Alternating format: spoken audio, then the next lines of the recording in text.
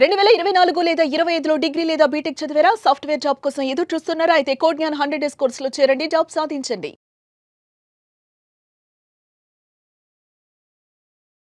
నమస్కారం శ్రీ ఆచార్య అనంతకృష్ణ స్వామి గారు. నమస్కారం అండి. ఈ వీడియోలో ఏ సబ్జెక్ట్ చెప్తున్నారు? మనకి 360 దాటినామంటే మనం ఒక గోల్ని మనం దాటినట్టే. ఎందుకంటే మనకి మనం ఇంతకుముందు కూడా మనం చెప్పుకున్నాం, జ్యోతిష ప్రకారం తీసుకున్నప్పుడు మనకి 9 అంకెలే ఉంటాయి మనకి. ఓకే, సృష్టి మొత్తం ఈ 9 అంకెల మీదే మనకి నిర్మాణం జరిగింది. అప్పుడు మనం మొత్తం మనం ఎలాంటి మండలాలు తీసుకున్నా ఏదైనా సరే, భూమిని తీసుకుంటే మనకు మొత్తం టోటల్ 360 డిగ్రీస్ అండి. 3, 6, 9. ఓకే, 108 నక్షత్రాలు ఉంటాయి మనకి. 1 + 8 9, 0 తీసేస్తాయి. ఇట్లా ఎటు తీసుకున్నా సరే నవగ్రహాలు అలా మనకి ఎదైనా సరే మనకు 9 సంఖ్యతోనే ఉంటుంది. దాని మీద మనం గతంలో ఒకసారి వీడియో చేసుకున్నాం. కాబట్టి 360 నెంబర్ అనేది మనకు ఒక మంచి ఎక్సలెంట్ నెంబర్. రెండోది ఏంటంటే మనకి 9 సంఖ్య అనేది కూడా అన్ని రకాలుగా ఒక వైబ్రేషన్ కలిగిన నెంబర్ అది. అవును. కాబట్టి ఇక్కడ నుంచి ఇంకా మళ్ళీ మన వీడియోలు ఇంకా చాలా వైబ్రేషన్ కలిగే ఉంటాయని నేను అనుకుంటున్నాను. డెఫినెట్గా ఉంటాయని. మనకు ఎలా ఉంటుందంటే మనం ఏదైతే ఊహించుకుంటామో అది మనకి ఖచ్చితంగా అవుతీరుతుంది అనేది మనకి ఎన్నో మనం ఎగ్జాంపుల్స్ చూసాం ఇప్పటివరకు. మన సబ్జెక్టులు ఏదైనా సరే లేని దాన్ని ఊహించుకోవడమే. అవును. ఆ ఊహించుకోవడం అనేది దాన్ని పదే చెప్పినప్పుడు మాత్రమే అది సాధ్యమవుతుంది. అంటే ఆ రూపం అనేది మన ముందుకు వస్తుంది. కొన్ని ఎగ్జాంపుల్స్ తీసుకుందాం మనం. ఇప్పుడు ఒక సాధకుడు ఉన్నాడు, ఒక గొప్ప సాధకుడు ఉన్నాడు. ఇప్పుడు మన వాళ్ళు కూడా ఎంతోమంది ఎన్నో సాధనలు చేస్తారు. అమ్మవారి సాధన కానీ, అలాగే అయ్యప్ప సాధనలు కానీ, ఇట్లాంటి కొన్ని సాధనలు చేస్తారు. అది చేసినప్పుడు ఏమవుతుందంటే వాళ్ళు చేసేది కూడా అఫర్మేషన్. ఇక్కడ విచిత్రం ఏంటంటే మనం చేసేది డబ్బుకు సంబంధించిన అఫర్మేషన్. సాధనలో దేవుడి కోసం చేస్తారు అంతే తప్ప అఫర్మేషన్ అన్నీ కూడా ఒకటే. అది దేనికోసం అనేది మీ యొక్క ఆలోచన విధి విధానాన్ని బట్టి ఉంటుంది అంతే. ఇప్పుడు ఒక దేవుడి సాధన అనేది మనం మొదలు పెట్టిన తర్వాత దాదాపు ఒక మండలం రోజులు, ఒక 40 రోజులు అనేది మనం దాన్ని డిసైడ్ చేస్తాం. ఓకే. ఆ 40 రోజుల్లో ఏం చేస్తారంటే వాళ్ళు ఆ దీక్ష నియమానికి కట్టుబడి ఉంటారు.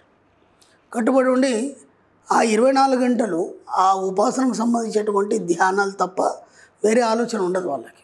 అంటే ఫస్ట్ ఏంటంటే మన సబ్జెక్టులు ఏం చెప్పుకున్నామంటే ముందు నీ యాటిట్యూడ్ మారాలనుకున్నాం. ఎన్నోసార్లు చెప్పుకున్నాం. నువ్వు ధనవంతుడుగా, కోటీశ్వరుడుగా నువ్వు కావాలి అనుకున్నప్పుడు ఏం చేయాలి? ముందు నీ యాటిట్యూడ్ మారాలి. అంటే ఏం చేయాలి?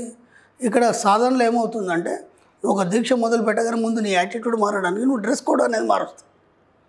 అర్థమైందా? డ్రెస్ కోడ్ మారుస్తావు. ఇక్కడ ఏం చేస్తావు? ఒక ధనవంతుడు ఎలా ఉంటాడు అలాంటి డ్రెస్ కోడ్ నువ్వు వేస్తావు. అంత సింపుల్గా అర్థమవుతుంది. సింపుల్. అక్కడేం జరుగుతుంది, ఇక్కడదే జరుగుతుంది. ఆ తర్వాత పూజ విధి విధానంలో ఏమేమి మెటీరియల్ ఉంటుంది, దాన్ని ఏమేమి తీసుకొని ఎలా చేయాలి, ఆ విధి విధానం అంతా దాంట్లో ఉంటుంది. ఒక ధనవంతుడిగా నువ్వు ఎలా ఖర్చు పెట్టాలి, నువ్వు ఏమేమి ధరించాలి, నువ్వు ఎలాంటి ఐటమ్స్ వాడాలి, బ్రాండెడ్ ఐటమ్స్ అనేది అంతా దీంట్లో ఉంటుంది. అంతే, సింపుల్ ఏం లేదు.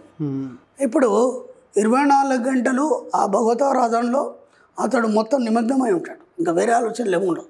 ఓకే, అదే ఆలోచిస్తున్నాడు నిరంతరం. పదే ఏదైతే చెప్తున్నామో అది మాత్రమే మీ యొక్క ఫైనల్ లాంటి తీసుకుంటుంది. ఇప్పుడు ఇక్కడ మనం ఏం చెప్తున్నాం అంటే మన సబ్జెక్ట్లో ఆ యాటిట్యూడ్ రిచ్నెస్గా మార్చుకోవడంతో పాటు 24 గంటల డబ్బు సంపాదించడం గురించి చెప్తున్నాం.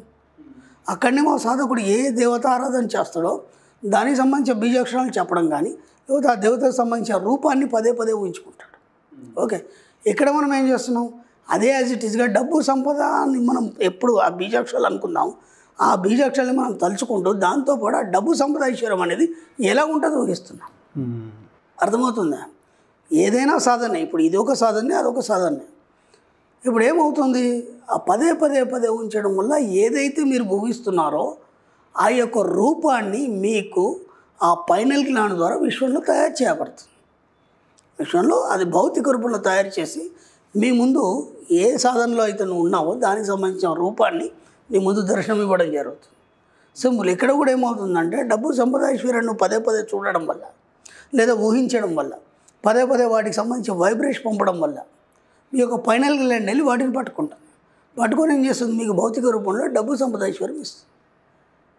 ఏదైనా విధి విధానం ఒకటే, కానీ చేసే పద్ధతులు వేరు. అంటే ఇక్కడ మనం డబ్బు సంపద ఐశ్వర్యం కోసం చేస్తున్నాం, అక్కడ దాని గురించి చేస్తున్నాం. అలాగే ఒక స్టూడెంట్ని తీసుకున్నప్పుడు ఏం చేస్తాడంటే తన స్టడీకి సంబంధించిన దాన్ని ఇలాగే అఫర్మేషన్ చేస్తాడు. ఓకే.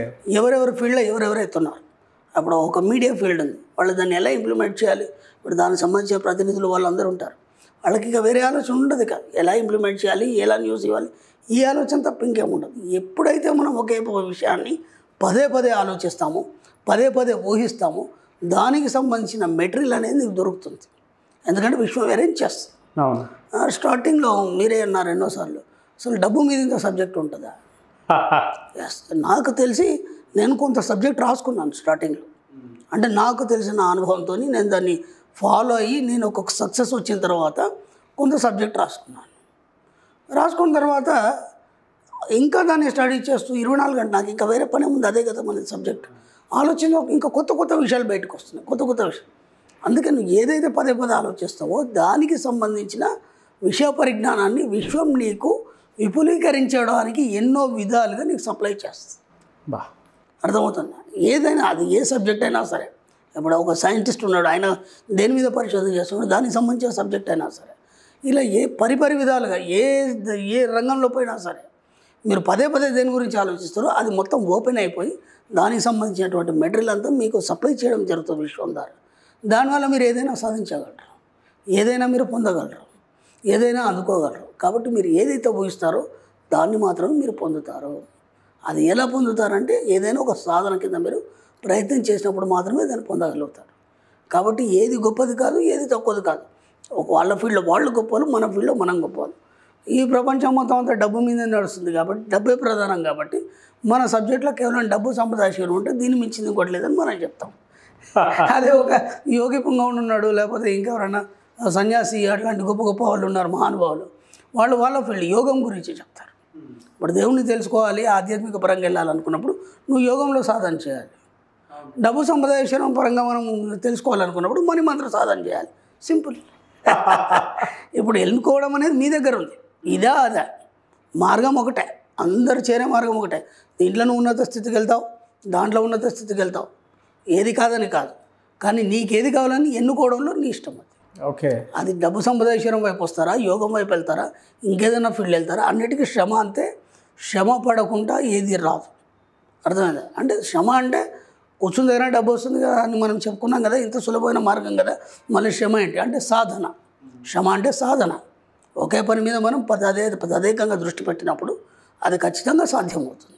ఇంకా వేరే ఆలోచనలు ఉండడానికి వీళ్ళే. ప్రయత్నించండి, ఖచ్చితంగా సాధిస్తారు. కానీ ఇనీషియల్ టైంలో మీరు మనీ అనే సబ్జెక్ట్ మీద రీసెర్చ్ చేసే కొద్ది ఇంత వస్తుంది నేను ఎక్స్పెక్ట్ చేస్తాను. వస్తూనే ఉంటుంది. ఇంకేం లేదు, ఇక మన పని అదే, మీ పని అదే, నా పని అదే. ఇప్పుడు చిన్న ఎగ్జాంపుల్, ఒక సక్సెస్ వచ్చిన తర్వాత మనకు ఇంత కామెంట్స్ కానీ అందరికి ప్రోద్బలం అనేది మనకు ఇస్తున్నారు కాబట్టి, అందరూ ఎంకరేజ్ చేస్తున్నారు కాబట్టి మనం ఇంకా చేయగలుగుతున్నాం. ఒకవేళ ఇప్పుడు ఈ సబ్జెక్ట్ ఫాల్స్ అనుకున్న తర్వాత ఇంత మనకు లైక్స్ రావు, ఇంత దాకా ఇంకా జర్నీ సాగదు. చాలామంది సక్సెస్ ఉన్నారు, ఎంతోమంది ఫీడ్బ్యాక్ ఇస్తున్నారు, ఊరికే ఇవ్వరు కదంట. ఎందుకంటే అందరూ తెలివి మీరినారు ప్రభు అని ఒక డైలాగ్ ఉంది మనకి. అందరూ బాగానే మీడియా ద్వారా దాని ద్వారా అందరికీ బాగానే నాలెడ్జ్ వచ్చింది. అదృష్టం ఏంటంటే అప్పుడు మేము చదువుకున్నప్పుడు ప్రతిదాన్ని మేము పుస్తకాల్లో ఎతకాలి, దానికి లైబ్రరీ వెళ్ళాలి, రీసెర్చ్ చేయాలి ఇవన్నీ. ఇప్పుడు వాళ్ళ అదృష్టం నిజంగా లక్కీ ఫెలోస్. ఇప్పుడు ఏ సబ్జెక్ట్ అయినా సరే జస్ట్ గూగుల్ అమ్మ తల్లిని కొట్టేస్తే వచ్చేస్తుంది. ఇప్పుడు మనం చెప్పిన దాన్ని వాళ్ళు కూడా వెరిఫికేషన్ చేసుకుంటారు కదా, ఇది ఎంతవరకు కరెక్ట్ అనేది. బోలెడు పుస్తకాలు ఉన్నాయి దీని మీద, చదవని నేనే చెప్పా. ఎందుకంటే చదివితే ఎంత చదివితే అంత నాలెడ్జ్ వస్తుంది.